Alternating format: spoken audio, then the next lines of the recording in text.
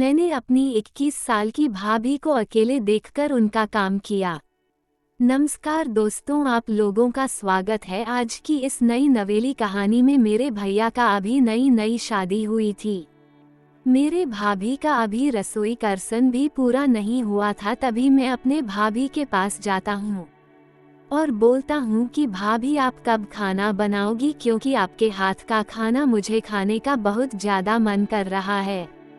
तभी मेरी भाभी बोलती है कि देवर जी आप चिंता ना करें, जब आपकी मम्मी जी मुझे बोलेगी कि बहू चलो अब तू भी खाना बना, तब मैं आपको अपने हाथों से ही खाना बनाकर खिला दूंगी। इतना बात सुनकर मैं बहुत ज़्यादा खुश होकर अपनी मम्मी के पास चला जाता हूँ।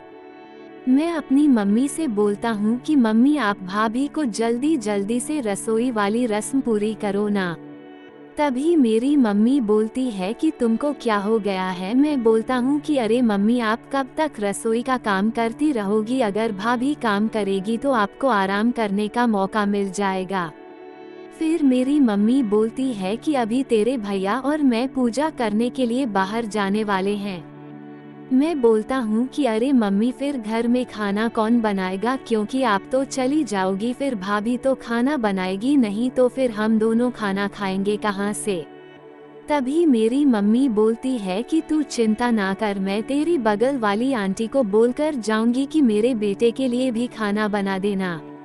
इतना बात कहकर मैं अपनी मम्मी के पास से चला जाता हूँ। तभी मुझे मेरी भाभी आवाज लगाने लग जाती है, सुनिए देवर जी। मैं बोलता हूँ कि हाँ भाभी बोलिए। तभी मेरी भाभी बोलती है कि आप बाजार जाने वाले थे ना।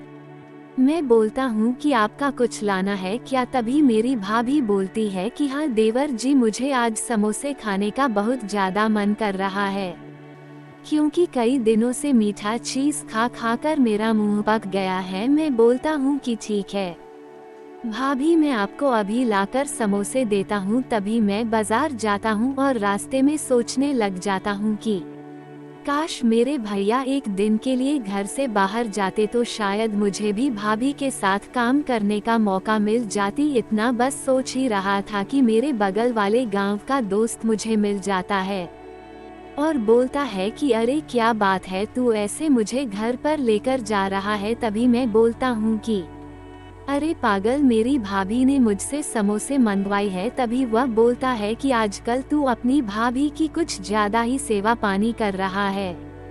सुना हूँ कि तेरी भाभी बहुत ही ज्यादा खूबसूरत है। हाँ, उनके जैसा तो मेरे गांव में किसी की भी भाभी नहीं है।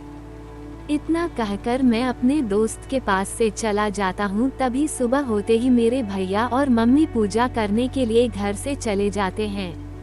उसी दिन घर पर मैं और मेरे भाभी अकेले ही थी। मेरी भाभी घर में अपने काम कर रही थी। ये सब मुझसे नहीं देखा जा रहा था, क्योंकि मेरी भाभी अपने घर पर कोई भी काम नहीं करती थी, सिर्फ पढ़ाई करती थी।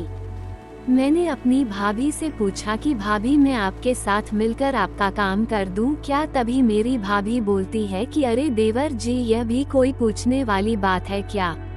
फिर मैं भाभी के काम में अपना हाथ बटाने लग जाता हूँ। तभी मेरी भाभी बोलती है कि अरे देवर जी थोड़ा जल्दी जल्दी कीजिए ना, क्योंकि मुझे टीवी पर सीरियल भी देखना है। फिर मैं भाभी के साथ जल्दी जल्दी काम करने लग जाता हूँ।